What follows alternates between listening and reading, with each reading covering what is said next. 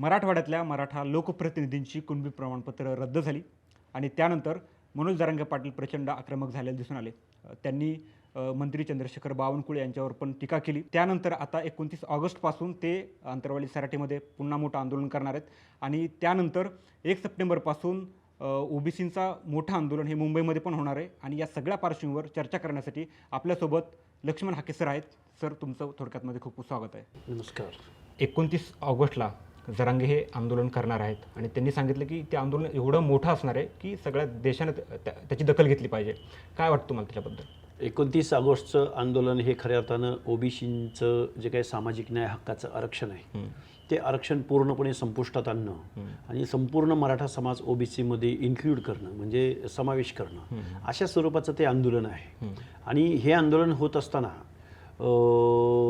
या महाराष्ट्रामधला सत्ताधारी, या महाराष्ट्रामधले विचारवंत, या महाराष्ट्रामधले तज्ज्ञ मंडळी, या महाराष्ट्रामधले दलित नेते, या महाराष्ट्रामधले आदिवासी नेते, या महाराष्ट्रामधले रिटायर्ड जज ज्यांना सामाजिक न्याय थोडाफार कळतो किंवा लोकशाही कळते किंवा इतर अदर बॅकवर्ड क्लासेस, इतर मागासवर्गीयांचे हक्काधिकार कळतात, त्यांची सोशो इकॉनॉमिकल स्टेटस कळतं, अशी लोक मूग गिळून गप्प बसलेले आहेत। हे दुर्दैव आहे। तो तिकडं मोर्चे काढतोय, आंदोलनं करतोय, मुख्यमंत्र्यांपासून अनेक मंत्र्यांची आयमाई काढतोय आणि सरकार त्याला रेड कार्पेट घालते आणि GR वर GR, वेगवेगळ्या कायद्यांमध्ये बदल करणं असेल, हे बळी पडतंय सरकार त्याला। पण असं होण्यानं महाराष्ट्रातला ओबीसी आणि त्यांचे हक्क अधिकार आणि त्यांचं रिझर्वेशन हे माझ्या आकलनाप्रमाणे आज रोजी 100% संपुष्टात आलंय। संपुष्टात आलंय असं म्हणण्याचं कारण असं की मराठा समाज सुप्रीम कोर्टाच्या भाषेमध्ये जो रूलर कास्ट आहे, जो डॉमिनेटिंग कास्ट आहे, जो शासनकर्ती जमात म्हणून ज्या मराठा समाजाला बघितलं जातं, ज्या मराठा समाजाचा इथल्या प्रत्येक सेक्टरमध्ये वर्चस्व आहे, प्रभाव आहे आणि लीड लातो आहे। म्हणजे गावच्या सरपंच, गावडा, चौगुला, देशमुखीपासून ते हर एक सेक्टरमध्ये मराठा समाज लीड करतोय। पाटील असेल, वतनदार असेल, जहागीरदार असेल, सरदार असेल, रूलर आहे, शेकडो वर्षाचा इतिहास आहे। आणि मग हाच समाज जर ओबीसीमध्ये आला तर मग ज्यांच्यापासून संरक्षण हवं होतं, ज्यांच्यामुळं या ओबीसींना इथल्या मेनस्ट्रीममध्ये प्रतिनिधित्व मिळत नाही, त्या लोकांना सुद्धा आपल्याला मेनस्ट्रीममध्ये येण्यासाठी किंवा निर्णय प्रक्रियेत येण्यासाठी रिझर्वेशन दिलं पाहिजे, या भावनेनं ओबीसींना आरक्षण मिळालेलं होतं। मग तोच मराठा जर इकडे येत असेल तर त्या रिझर्वेशनला मिनिंगच उरलं नाही ना, रिझर्वेशन संपलंय।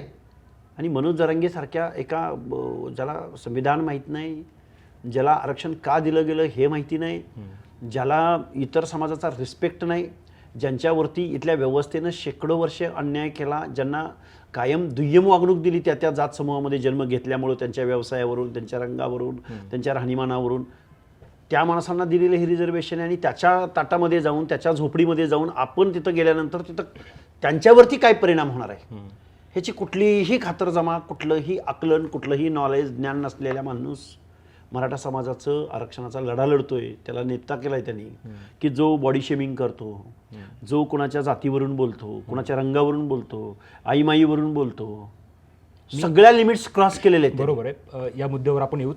पण 29 ऑगस्टला ते अंतरवाली सराटीमध्ये पुन्हा आंदोलन करणार आहेत असं त्यांनी घोषित केलं आहे। त्यानंतर आता तुमचे जे विरोधक आहेत ते असं म्हणतायत की तुम्ही म्हणजे जरांगे ॲक्टिव्ह झाले की तुम्ही ॲक्टिव्ह होता, आता तुम्ही मराठवाडा दौऱ्यावर पण जाणार 1 तारखेपासून, तर मग काय सांगाल? हे बघा, आम्ही मुळात आम्ही कधी कोणाच्या विरोधामध्ये आम्ही ॲक्टिव्ह नव्हतोच। मुळात आम्ही ॲक्शन कधी केलीच नाही। त्यांची ॲक्शन आहे मग आमची रिॲक्शन आहे। बरोबर, कारण त्यांच्या ॲक्शनमुळं आम्ही उद्ध्वस्त होणार आहे। त्यामुळे बचाव पण करायचा नाही का आम्ही, त्यांनी केलं म्हणून आम्ही, त्यांनी केलं म्हणून आम्ही, असं नाही आहे। हा लढा मनोज जरांगेला आम्ही मुळात काही त्रयस्थ व्यक्ती, कोण जज आहेत, कोण मुख्यमंत्री आहेत, विरोधी कोण आहेत जरांगेंच्या विरोधामध्ये आम्हाला आमचा शासनाशी लढा आहे। आम्ही शासनाला बोलतोय की बाबा ह्या माणसाचं जर तुम्ही ऐकलत, तुम्ही याच्या झुंडशाहीला जर बळी पडलात तर तुम्ही आमच्या हक्काधिकाराचं संरक्षण नाही ना करू शकत। हे आमची शासनाबरोबरची लढाई आहे ना। पण दुर्दैव आमचं हे आहे की ज्या ग्राउंडवरून तो आंदोलन उभं करतो त्या ग्राउंडवर जाऊन आम्हाला पब्लिकच्या दरबारात पण जावं लागेल ना। शासनाला त्याशिवाय भाषा कळत नाही ना। मी मीडियासमोर येऊन किती वेळा बोलेन, पत्रकारांसमोर येऊन किती वेळा बोलेन, पण ज्या शासनाला न्यूसेन्सच कळत नसेल, न्युसेन्स दिसत नसेल तर मग आम्हाला त्या ग्राउंडवर जाऊन आम्हाला तो न्युसेन्स उभा करावा लागेल ना. मग आता तुमची जी लढाई आहे मुळात आता 1 तारखेपासून तुम्ही मराठवाडा दौऱ्यावर पण आहेत, म्हणजे कोणत्या कारणासाठी आता तुम्ही हा मराठवाडा दौरा करणार आहेत? नाही, मराठवाडा नाही, मी उद्या पुणे जिल्ह्यातल्या दौंड तालुक्यामध्ये पण आहे ना. उद्या संध्याकाळी मी ह्या पश्चिम महाराष्ट्रातल्या अनेक भागामध्ये जातोय ना. तिथल्या लोकांना कन्व्हिन्स करतोय, लोकांना सांगतोय चला आपल्याला 1 सप्टेंबरला मुंबईला जायचं आहे, आणि आरक्षण वाचवायचं आहे. आरक्षण वाचवायचं आहे. आता मला तुम्हाला हे विचारायचं आहे की आरक्षण गेलेलं आहे ऑलरेडी, मग काय? आरक्षण गेलेलं जरी असलं तरी आत्ता खरी ओबीसीची लढाई सुरू झाली. मराठा समाजाच्या आरक्षणाचा जिथं एंड होतो ओबीसीमध्ये समाविष्ट होऊन, तिथून आम्हाला खरं आमचं आंदोलन उभं राहणार आहे. बरोबर. कारण आम्ही जेवढी धडपड केली त्या धडपडीला अपयश आलेलं आहे. आमचं म्हणणं असं होतं की मराठा समाजाचं ओबीसीमध्ये इन्क्ल्युजन झाल्यानं ओबीसी समाज उद्ध्वस्त होणार आहे, तो त्यांच्या स्पर्धेत टिकू शकत नाही. कारण गावगाडा इथली व्यवस्था महाराष्ट्राची मराठा समाजाच्या हातात आहे. बरोबर. आणि जर काय एकदा ओबीसी रिझर्वेशन त्याच्यामध्ये गेलं तर गावचा सरपंच ओबीसी होत होता तो होणार नाही, पंचायती मेंबर होणार नाही, झेडपी मेंबर होणार नाही, नगरसेवक, नगराध्यक्ष, महापौर होणार नाही. आणि मग असं जर झालं तर इतर मागासवर्ग हा इतर मागासवर्गच राहणार आहे. त्यामुळं मागासवर्गीय म्हणून घ्यायला, मग तुम्ही मागासवर्गीयाची ओबीसीची डेफिनेशन बदलली का गव्हर्नमेंटनं, की तुम्ही मराठा समाजाला इन्क्लूड केलंय? तुम्ही सुप्रीम कोर्टाच्या जजमेंटकडे दुर्लक्ष करताय का, की ज्या कुणबीकरणाद्वारे अख्खा मराठा समाज तुम्ही ओबीसीमध्ये टाकताय? बरं, मग त्या EWSचं काय करायचं?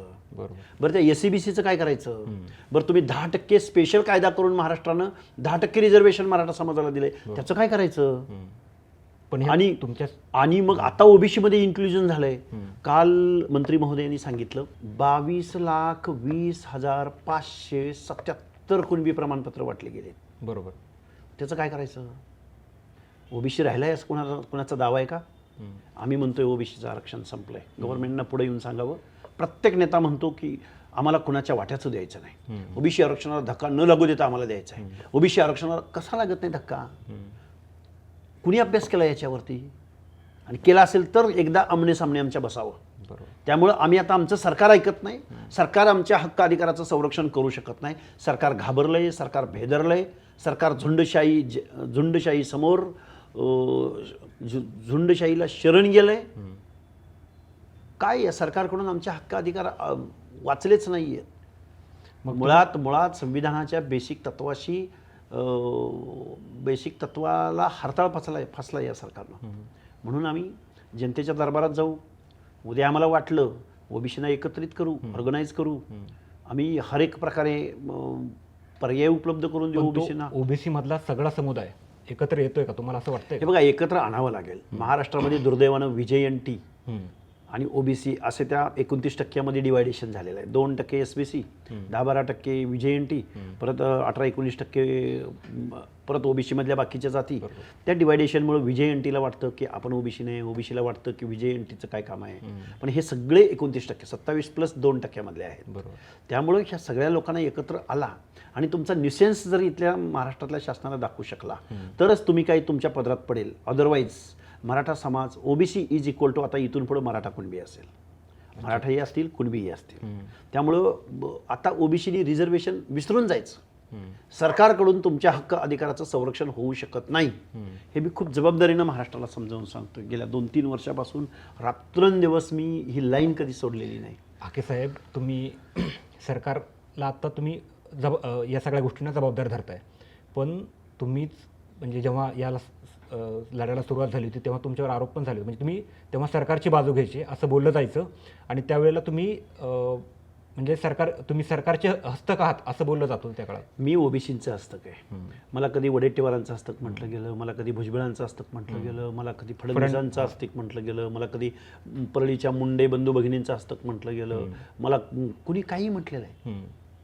माझं नशीब आहे की मी एवढ्या सगळ्या वेगवेगळ्या पक्षातल्या लोकांचा जर मी हस्तक असेल, पण मी मुळात ओबीसींचा हस्तक आहे.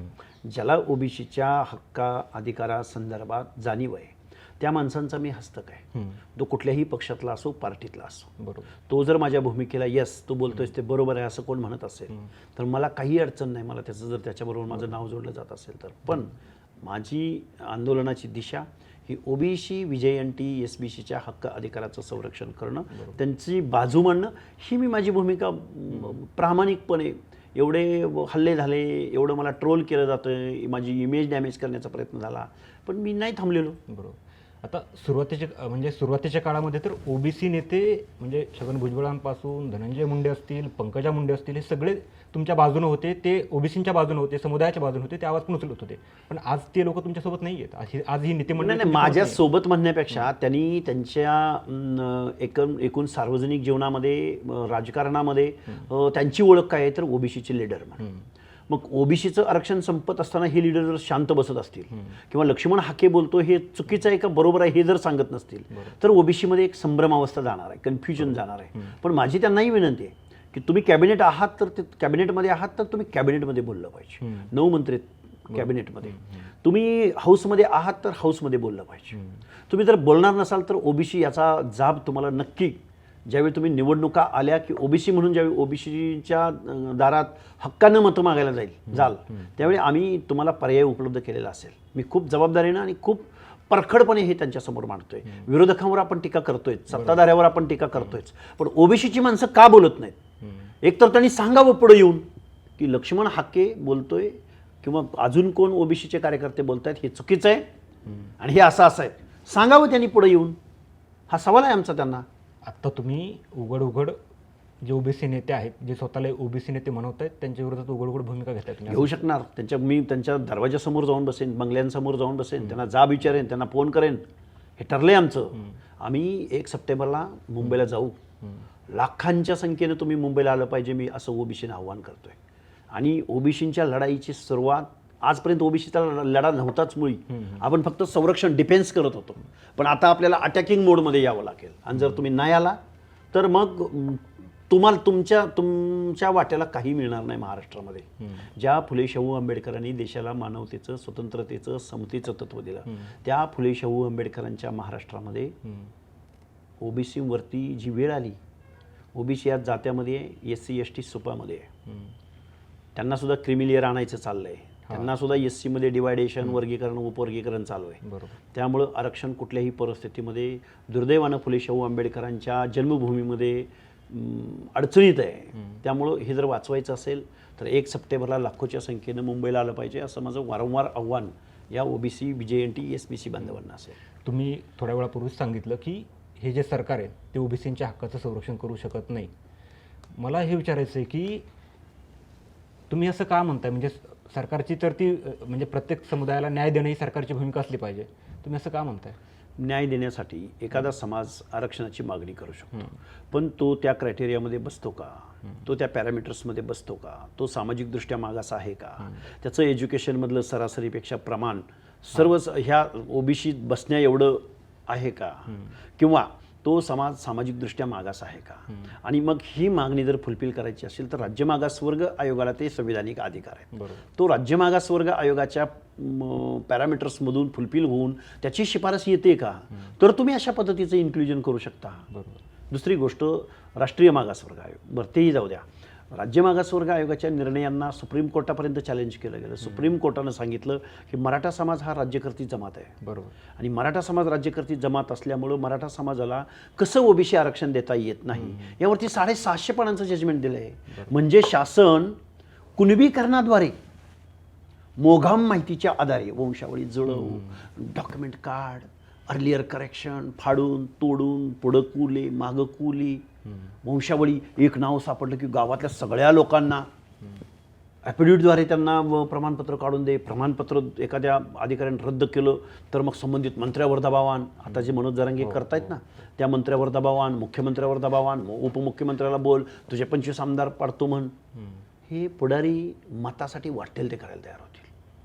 हे खरं तर संविधान आणि ह्या सगळ्या लोकांचे हक्क अधिकार वाचवण्याचं हे शिवधनुष्य आहे. पण सरकारने आरक्षण दिलंय आता, म्हणजे हे कन्फर्म आहे, त्यात काय आपण हे करू शकत नाही. बेकायदा दिले, हां, पण कायदेशीर नाही. कारण मराठा ओबीसी होऊ शकत नाही. मराठा जर पिछडलेला असेल, पिछडा वर्ग म्हणजे ओबीसी, सरकार की जो सरासरीच्या विकासाच्या लाईन पासून जो इतरांपेक्षा पिछडलाय. मग मराठा पिछडला असेल, मराठा मागास झाला असेल, फॉरवर्ड कुठला समाज झालाय? जो कारखानदार आहे, जो आमदारक्या, जो खासदारक्या, ज्याची मंत्री पद हे परंपरागत यांच्याकडे आहेत, खासदारक्या, कारखाने, कोऑपरेटिव्ह सेक्टर, प्रायव्हेट सेक्टरमधले सगळे व्यवसाय मराठा समाजाकडे आहेत. उपजाऊ जमिनीपासून ते मान सन्मान हक्क अधिकार पाटीलकी देशमुखी धार्मिक अधिकार हे सगळे मराठा समाजाकडे आहेत. कसा काय मराठा समाज मागास असू शकतो? कुठल्या अँगलने मराठा समाज मागास आहे? मग सरकारची अशी काय अडचण आहे की त्यांनी आरक्षण दिले? सरकारची ही अडचण आहे की ते निवडणुकांना घाबरते. त्यांना एक माहिती नाही. त्यांना मी खूप जबाबदारीनं सांगतो, 14-15% मराठा समाजाच्या झुंडीला जर तुम्ही घाबरत असाल, ओबीसींची झुंड ही 50%पेक्षा जास्त आहे. त्या ज्या दिवशी ओबीसी जागा होईल, प्रयत्न करतोय आम्ही जीवाच्या आकांतानं, ओबीसी ज्या दिवशी जागा होईल त्या दिवशी ह्यांचे जे पंजाबमध्ये झालं, जे यूपी बिहारमध्ये झालं, जे तमिळनाडूमध्ये होते किंवा जे तेलंगणामध्ये होते, ती वेळ महाराष्ट्रामध्ये येईल. आणि एक दिवस ओबीसी जर जागा झाला, VJNT जागा झाला आणि तो आपल्या क्लासला जर मतदान करायला तयार झाला आणि यांची गुलामी फेकून दिली, यांची डिपॉझिट जप्त होतील. खूप जबाबदारीने बोलतोय मी. ही व्यवस्था भेदायची असेल, ही लढाई छोटी नाही, ही लढाई आत्ताच सुरुवात होते. लक्ष्मण हाकेंनी 1 सप्टेंबरचं आव्हान केलंय ना, हा सुरुवात आहे, शुभारंभ आहे ओबीसीच्या लढाईचा, हक्क अधिकारांचा आणि एक समग्र परिवर्तनाच्या दिशेनं जाण्याचा. ओबीसीनी मनावर घेतलं तर आंबेडकरी जनता ॲटोमॅटिक, कारण आम्ही जैविक बंधुभाव आहे आमच्यामधला. आम्ही आरक्षणासाठी भांडतोय, आम्ही व्यवस्थेच्या विरोधामध्ये भांडतोय, आम्ही जमीन गावात एखादं 1 गुंठ्याचं घर, शिक्षणाचा ड्रॉपआउट, मान सन्मान ह्या गोष्टींसाठी जर आम्ही लढत असू तर SC ST बांधवसुद्धा आमच्या या लढ्यामध्ये मोठ्या ताकदीनं उभी राहतील, हा माझा विश्वास आहे. हाके साहेब 29 ऑगस्टपासून जरांगे आंदोलन करणार आहेत ते त्यांनी कन्फर्म केलं आहे. तुम्ही पण 1 सप्टेंबरपासून मुंबईमध्ये धडकणार आहेत हे तुम्ही पण बोलताय. पण कधी तुम्ही ग्राउंड रिॲलिटीवर हे बघितले का? म्हणजे मी स्वतः बघितले अनेक वेळा. आता बीड हे खूप सेन्सिटिव्ह आहे समाजाच्या दृष्टिकोनातून बघितलं तरी, मग तो ओबीसी समुदाय असेल किंवा मराठा समुदाय असेल. बीडमध्ये मी हे स्वतः बघितलं आहे की म्हणजे जेव्हा 2024मध्ये जरांगे पाटलांनी आंतरवाली सराटीमध्ये आंदोलन केलं, त्यानंतर तुम्ही वडीगोद्रीमध्ये आंदोलन केलं, त्यानंतर मराठवाड्यामध्ये आणि विशेषतः बीड जालना या जिल्ह्यांमध्ये ग्राउंड रिॲलिटीवर समाजामध्ये किती फूट पडते किंवा किती ते काय म्हणू की जे गुण्यागोविंदानं समाज एकत्र राहत होता, तशी परिस्थिती अजून या आंदोलनामुळे होणार नाही असं तुम्ही काय सांगाल त्याबद्दल? म्हणजे आम्ही आता मग शांत बसायचो. मराठा समाज ओबीसीच्या सगळ्या जागा जात असताना बघत बसायचो. आमची आयमाई काढली जात असताना, बॉडी शेमिंग होत असताना प्रत्येक समाजाचा एक नेता निवडायचा आणि त्याला टार्गेट करायचं. कोण आहेत? हुकुमशाही आहेत का मनोज जरांगे? कोण आहे मनोज जरांगे? शिव्या घालतो तो? कुणी अधिकार दिला अशा शिव्या घालायचा? वर्णविद्वेषी भाषा बोलायची, आईमाई काढायची. इकडं मा जिजाऊंचं नाव घ्यायचं आणि इकडं चंद्रशेखर बावनकुळे साहेबांच्या आईवरून बोलायचं. दूध गरम पाजलं का थंड पाजलं? तू बघायला गेलता का? आणि मग त्यांना दूध गरम आणि थंड पाजलं असेल तर तू काय कुपोषित आहे का? तुला पाजलंच नाही का? तुला काय ज्वारीचं पिठाचं पाणी पाजलं की काय एवढा तू कुपोषित राहिला? असं बोलायचं का आम्ही? काय हे मिनिंग नाही ना याला. हा महाराष्ट्र नाही आहे. महाराष्ट्राचा आब अदब संस्कृती भाषा वेगळी आहे. कुणी सांगितलं? काय बोलतो हा माणूस? क्षणाक्षणाला तोंडामध्ये माता भगिनींचा उद्धार करणारी भाषा, बॉडीवरच्या वेगवेगळ्या पार्टवरून बोलणारा माणूस हा मराठ्यांनी नेता म्हणून निवडलाय की जो ओबीसींना त्यांच्या मनामध्ये दहशत निर्माण करतो, ओबीसींना मानाखाली घालायला होतो, ओबीसींच्या ताटातलं आरक्षण वरवडून घेतो. कसं काय शिवाजी महाराजांच्या विचारांचा हा असू शकतो? शिवाजी महाराजांच्या विचारांचा अपमान मनोज जरांगेनं केला आहे. छत्रपती शिवाजी महाराज मा जिजाऊंच्या दरबारामध्ये बेहरजी नाईक बेरड समाजाच्या माणसाला जो मान सन्मान होता, महादेव कोळी समाजाचा तानाजी मालुसरे त्याला जो मान सन्मान होता, नाभिक समाजाचा जीवा महाले शिवा काशीद यांना जो मान सन्मान होता, हिरोजी इंदलकरांना जो मान सन्मान होता, या सह्याद्रीच्या पर्वतरांगामध्ये राहणाऱ्या गवळी धनगरांच्या प्रत्येक माणसाला जो मान सन्मान छत्रपती शिवाजी महाराजांच्या राजदरबारात होता. पहिलं सोशल इंजिनिअरिंग छत्रपती शिवाजी महाराजांनी केलं. शिवाजी महाराजांच्या राज्यामध्ये कुणाला जातीपातीवरून त्यांना कधी हीन लेखलं गेलं नाही. छत्रपती शिवाजी महाराजांची मावळा ही कन्सेप्ट होती. काय मावळा म्हणायची? जात पात नंतर. जर छत्रपती शिवाजी महाराज आत्ता असते आणि बावनकुळे साहेबांसारख्या त्यांच्या माथेवर उद्धार करणारे जर हे मनोज जरांगे बोलले असते, शिवाजी महाराजांनी पहिल्यांदा टकमक टोकावरून या मनोज जरांगेचा कडेलोट केला असता. हे वास्तव आहे. हा महाराष्ट्र नव्हे. आणि काय मराठा समाजाची माणसं नेते असा माणूस बोलतो हा एखाद्याबद्दल. इथं जर कोण मुस्लिम बोलला असता, दलित बोलला असता, त्याचं घर ठेवलं असतं का तुम्ही या महाराष्ट्रामध्ये? हे भयंकर आहे. आणि का घाबरतायत ही लोक सगळी? अहो तुम्ही एका बाजूला केंद्रीय मंत्री नारायण राणे साहेबांना जेवत्या ताटावरून अटक केली तुम्ही. मुख्यमंत्र्यांना बोलले म्हणून, आणि हा मुख्यमंत्र्यांची आयमाई काढतो आणि तुम्ही त्याला ब्रश 7-8 केसेस आहेत त्याच्या नावावर. त्याला एक साधी नोटीस देत नाही, कोर्टासमोर उभा राहत नाही. हा कुठे न्याय व्यवस्था? आम्हाला आत्तापर्यंत आम्ही एवढी आंदोलनं केलीत, आम्हाला ह्या कोर्टाची नोटीस जाऊपर्यंत, त्या कोर्टाची जाऊपर्यंत, मुंबईची जाऊपर्यंत, गेवराईची जाऊपर्यंत, माढ्याची. अरे कायद्यासमोर बी आम्ही असमान झालो. पण साहेब, मराठा विरुद्ध ओबीसी हे थांबणार एक नाही. म्हणजे मराठा समाजातल्या लोकांनी पुढे आलं पाहिजे आणि सांगितलं पाहिजे, अरे हे सामाजिक मागासांचं आरक्षण आहे, हे बलुत्याचं आरक्षण आहे. आपण जर याच्यामध्ये गेलो तर आपल्या स्पर्धेत कसे टिकतील? अरे हेच दाखले काढून आता ओबीसीच्या जागा लाटतायत. हे जे विखे पाटील आहेत ना, विखे पाटील, या विखे पाटलांच्या पत्नीचं ओबीसीचा दाखला आहे आणि ओबीसीच्या आरक्षण खाल्लंय विखे पाटलाच्या पत्नीनं. मग मराठा समाजातला जो इलिट क्लास आहे त्यांना जर या आरक्षणाचा फायदा होणार असेल तर मग हे आरक्षण कोणासाठी आहे? हे आरक्षण, हे बघा, आरक्षण बळी तो कानपिळी. ओबीसीचं आरक्षण जे संविधानाला अपेक्षित आहे, जे बाबासाहेबांना अपेक्षित होतं, तसं नाही आहे. आता मराठा समाजानं ओबीसी आरक्षण सुद्धा खायचं ठरवलं आहे. कारण त्यांची मूकसंमती जर असेल, मनोज जरांगे करतोय, जे बरोबर करतोय असं जर म्हणत असेल मराठा समाज, मराठा आजपर्यंत तो ब्राह्मणेतर चळवळ चालली. लक्ष्मण हाके 1 सप्टेंबरला घोषणा करेल, मराठेतर चळवळ या महाराष्ट्रात उभी राहील. कारण प्रत्येक क्षेत्रात जर तुम्ही धुडगूस घालणार असाल, संविधान पायदळी तोडणार असाल, तर आम्ही मराठेतर चळवळ महाराष्ट्रामध्ये उभी करू. खूप जबाबदारीनं बोलतोय मी. प्रत्येक ठिकाणी तुम्हीच ओबीसी आरक्षणात तुम्हीच, उद्या SC/STचे सुद्धा दाखले काढतील हे अशी आंदोलनं उभी करून. काय चाललंय हे सगळं? आत्ता किती, म्हणजे तुम्हाला काही स्पेसिफिक आकडा माहिती आहे? 2017 पासून अलीकडचा आकडा जो मंत्री महोदयांनी सांगितलाय, 22,20,577 प्रमाणपत्र. आकडा झाला किती? आणि एका आकड्यावरनं, ॲफिडेव्हिटवरनं किंवा त्याची वंशावळ शोधून मोडतोड करून किती काय होईल मराठा? मला नाही वाटत की मराठा समाज आता कोण बाहेर राहिला आहे. काय आहे, ही राज्यकर्ते जमात आहे, त्यांना सरपंच पदात सुद्धा इंटरेस्ट आहे. एखाद्या दलिताची महिला, एखाद्या ओबीसीची महिला माणूस सभापती होतोय आणि तो झेंड्याची दोरी ओढतोय, हे त्यांना नको आहे. म्हणजे तुम्हाला असं म्हणायचं की मराठा समाजाला आरक्षण मिळाल्यामुळं ओबीसींना त्याचं नुकसान होणार आहे? ओबीसी संपलाय. माझी लाईन काय आहे? माझा तोच प्रश्न आहे की ओबीसी का रस्त्यावर येत नाही? जर तुम्ही हो ना, होईल ना. हे बघा, ओबीसी जर रस्त्यावर तेवढ्या ताकदीनं उतरला असता तर ओबीसीला आरक्षणाची काय गरज आहे? कदाचित त्यांना तो जर बलदंड असता, तो जर ऑर्गनाइज्ड असता, त्याच्यात युनिटी असती, त्याला आपल्या हक्क अधिकाराची जाणीव झाली असती. आपल्याला हे केलं पाहिजे. कसं बरं? एखादा नाभिक समाजाचा माणूस गावात पॅनल टाकू शकतो, पॅनल प्रमुख होऊ शकतो. एखादा पांचाळ समाजातला, सुतार सोनार समाजातला, लोहार कुंभार समाजातला माणूस विधानसभेचं स्वप्न पाहू शकतो. एखादा बेरड समाजाचा माणूस या देशाच्या लोकसभेमध्ये आपण खासदार म्हणून मला निवडून जायचं आहे, त्याला फ्री अँड फेअर पॉलिसी आहे महाराष्ट्रामध्ये. देशाचा सोडा, लांबची गोष्ट, पण ज्या महाराष्ट्राला पुरोगामी महाराष्ट्र म्हटलं जातं, फुले शाहू आंबेडकरांचा महाराष्ट्र म्हटलं जातं, त्या महाराष्ट्रामध्ये आमदारकीची, खासदारकीची स्वप्न सर्वसामान्य घरातला माणूस बघू शकतो. त्या माणसांची स्वप्न फुलफिल करण्यासाठी ओबीसी जनता पार्टीची स्थापना आम्ही सुतोवाच केलंय आणि असेल पर्याय आमचा. कारण ही जेनजी आहे, ही डिजिटल क्रांती झालेली आहे देशात आणि आम्ही आमच्या लोकांना आता गुलामी बंद करा. आता आपल्याला, आपल्या माणसाला, आपल्या क्लासला, आपल्या प्रवर्गाची भाषा बोलणाऱ्या माणसाला महाराष्ट्राच्या विधानसभेत निवडून द्यायचं आहे. महाराष्ट्राची विधानसभा ताब्यात घ्यायची आहे. कारण आपण 60% आहोत, 50% आहोत. पुन्हा दलित, आंबेडकरी जनता, मुस्लिम जनता आल्यावर आपण 70-75% जातो. उरतं कोण? आपलीच मतं घ्यायची, आपल्याच मतावरती निवडून जायचं. पिढ्यानपिढ्या आम्ही यांना मतं द्यायची, यांनीच परत आमचं रिझर्वेशन संपवायचं, आम्हाला हीन लेखायचं, आम्हाला हीन भाषेत बोलायचं, आमची आयमाई काढायची. कुणी सांगितलंय? लाख मोलाच्या मताचा अधिकार या संविधानानं डॉक्टर बाबासाहेबांनी तुम्हाला दिलाय.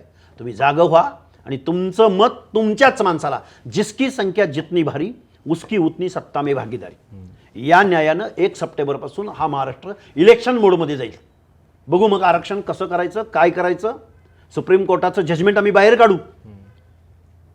ओबीसी जनता पार्टीचा तुमच्याकडनं उल्लेख आला, खरंच ते प्रयोजन आहे तुमचं? प्रयोजन म्हणजे काय? आम्हाला काय अधिकार दिला नाही लोकशाहीनं? पक्ष स्थापन करायचा, लोकांपर्यंत जायचा, बॅलेटमध्ये ऑप्शन मागायचा, एक सक्षम पर्याय द्यायचा.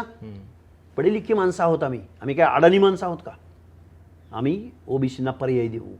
आम्ही आंबेडकरी जनतेबरोबर आम्ही एकत्र येऊ आणि महाराष्ट्रामध्ये देशभरामध्ये संविधानाच्या संरक्षणासाठी, लोकशाहीच्या संरक्षणासाठी आम्ही सर्वसामान्य माणसांना एक सक्षम पर्याय, आपला वाटणारा पर्याय, आपल्या हिताची भाषा बोलणारा पर्याय निश्चित इथून पुढच्या कालावधीमध्ये देऊ. तुम्ही आता ओबीसी संघर्ष समिती ओबीसी पक्षाबद्दल, जनता पार्टी, पण या अगोदर तुम्ही ओबीसी संघर्ष हे बघा, कार्यकर्ता असतो. कार्यकर्ता पहिल्यांदा तो प्राथमिकला असतो, पुन्हा माध्यमिकला असतो, पुन्हा 11वी-12वीला असतो, पुन्हा ग्रॅज्युएशनला जातो, पुन्हा PGला जातो. त्यावेळी त्याच्या ज्ञानामध्ये, त्याच्या आकलनामध्ये बदल होतच जातो ना. त्यामुळे आमची एखादी सामाजिक संघटना असेल तर आम्ही राजकीय पक्षामध्ये का विचार करू नये आम्ही, आणि आम्ही करू. आम्ही निश्चित पर्याय देऊ महाराष्ट्रामध्ये. ही चिरेबंदी, वाडे, इमले, बंगल्या, वतनदार आणि परत लोकशाहीचं आणि संविधानाची मोडतोड करणाऱ्या माणसांना आम्ही सबक शिकवू, धडा शिकवू. म्हणजे तुम्हाला असं म्हणायचं की जरांगे पाटील हे संविधानाची मोडतोड करतात? प्रश्नच नाही. ओबीसी होऊच शकत नाही मराठा समाज. कायद्यानं संविधानाच्या भाषेमध्ये, राज्य मागासवर्ग आयोगाच्या भाषेमध्ये, सुप्रीम कोर्टाच्या भाषेमध्ये हे कुणबीकरणाच्या द्वारे पाठीमागचा म्हणजे फ्रंट दरवाजानं एंट्री नाही तर बॅकडोअर एंट्री करून मोडतोड करून ते ओबीसीमध्ये घुसत आहेत. पण त्यांच्या घुसण्यानं ओबीसी उद्ध्वस्त होतोय. पण मराठा समाजामध्ये असाही एक वर्ग आहे ज्यांना इकॉनॉमिकली, सोशली वर येण्यासाठी आरक्षणाची गरज सोशली आहे. काय, मराठा समाजावर सोशली मान अपमानाला, छळाला सामोरं जावं लागतं. मराठा समाजात जन्माला आला म्हणून ज्या पद्धतीनं बलुते आलो त्याला छळाला, दुजाभावाला सामोरं जावं लागतं, तसं मराठ्यावर कोण हे करतंय असं तुम्हाला म्हणायचं आहे?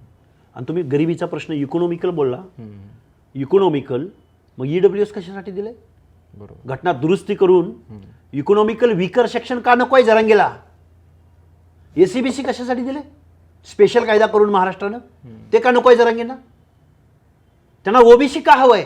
कारण ओबीसीच्या अनाथ माती घालवणं हा त्यांचा प्रोग्राम आहे. हे आम्ही ओरडून सांगतो डे 1 पासून. पण महाराष्ट्राचे आमदार, खासदार, मंत्री, मुख्यमंत्री, विरोधक, विरोधी पक्षनेते आणि ओबीसीचे नेते कोणीच ऐकायला तयार नाही. त्या ओबीसी नेत्यांच्या काय अडचणीत मग तुम्हाला? ओबीसी नेत्यांना राजकारण करायचं आहे, पण ओबीसीचा बेस जर तुमचा निघाला तर तुमचं डिपॉझिट जप्त होईल. खूप जबाबदारीनं बोलतोय मी. कारण विरोधकावर जेवढं बोलण्याचा अधिकार आहे तेवढाच मला माझ्या ओबीसींचा फेस म्हणून जे मिनिस्ट्रीमध्ये गेलेत, जे आमदार झालेत, जे खासदार झालेत, त्यांना सुद्धा बोलायचा मला अधिकार आहे. कारण मतं आम्ही तुम्हाला दिलेत. हे भयानक आहे महाराष्ट्रामध्ये, चाललंय काय नक्की? आत्ता 2-3 दिवसांपूर्वी जरांगेंनी काही सभा घेतल्या पश्चिम महाराष्ट्रामध्ये. तो एक व्हिडिओ सोशल मीडियावरती व्हायरल होते. बावनकुळे साहेबांचं नाव घेऊन ज्या पद्धतीनं त्यांना ट्रोल केलं गेलं किंवा ज्या पद्धतीनं त्यांच्याबद्दल बोललं गेलं, त्याबद्दल तुम्हाला काय वाटतं? जरांगेला एकच सांगणं आहे माझं, जन्माला येण्याच्या अगोदर जर जन्म घेणाऱ्या माणसासमोर ऑप्शन असतं ना, रंग कुठला निवडायचा, कुणाच्या पोटी जन्माला जायचं, नाक कसं, तोंड कसं, रंग कोणता, हे ऑप्शन असले तर त्यांनी पण चांगले मदनाचा पुतळ्याचे ऑप्शन दिले असते ना. ते काय कुणाच्या हातात आहे का? तुम्ही बॉडी शेमिंग कसं करू शकता? म्हणजे किती निकृष्ट प्रतीचा नेता मराठ्यांनी निवडला आहे की जो आई माईशिवाय बोलत नाही, बॉडी लँग्वेजशिवाय बोलत नाही. एवढा सुमार दर्जाचा नेता निवडलाय तुम्ही, सुमार. अरे यशवंतराव चव्हाण कुठं, वसंतदादा पाटील कुठं? महाराष्ट्रामध्ये अनेक नेते, ते कुठं आहेत? आणि हा कुठं टिनपाट निवडलाय तुम्ही? कशाची उपमा द्यावी या माणसाला? तुम्हाला असं वाटतं की हे जे काही मराठा लोकप्रतिनिधींचे कुणबी प्रमाणपत्र रद्द झाले, जरांगेने जसा आरोप केला की त्यामध्ये बावनकुळेचा काय संबंध येतो? कास्ट स्क्रुटिनी समिती ही एक अर्धन्यायिक संस्था आहे. तिला कॉसॉय ज्युडिशरी तिचं स्ट्रक्चर आहे, स्वरूप आहे. आणि अशात जर कुठला पॉलिटिशियन जर हस्तक्षेप करत असेल तर तो न्यायदानात, कोर्टाच्या कामकाजात अडथळा येतो. असं नाही कोण करणार? एवढं राजकारणामध्ये प्रदीर्घ अनुभव असलेला माणूस असं कसं करू शकतो बरं? त्यांनी जे कागद दाखवतात त्या कागदामध्ये काय लिहिलंय बरं?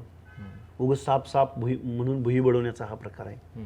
काय झालं? त्याला एक ओबीसीचा नेता निवडायचा, त्याची जात निवडायची, त्याचा रंग वर्ण निवडायचा आणि त्याच्यावर टीका करायची आणि मीडियाचं अटेन्शन खेचून घ्यायचं.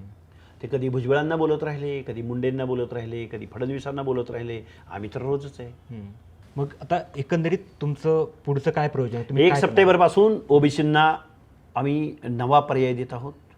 लढण्याची उर्मी, स्पर्धा आणि मराठा समाजाचं ओबीसीमध्ये जे काही समावेश झाला आहे त्याचं आपण काय करायचं याची दिशा आम्ही 1 सप्टेंबरपासून ठरवू. आणि जर सरकार आमच्या मागण्या मान्यच करणार नसेल, आम्हाला जर ऐकूनच घेणार नसेल, तर आम्हाला पर्याय, आम्ही सत्ताधाऱ्यांना, विरोधकांना, कोणालाच आम्ही मतदान, आता जे लोक आहेत मेनस्ट्रीममध्ये त्यांच्या व्यतिरिक्त आम्ही एक वेगळा प्रयोग महाराष्ट्रामध्ये निश्चित करू.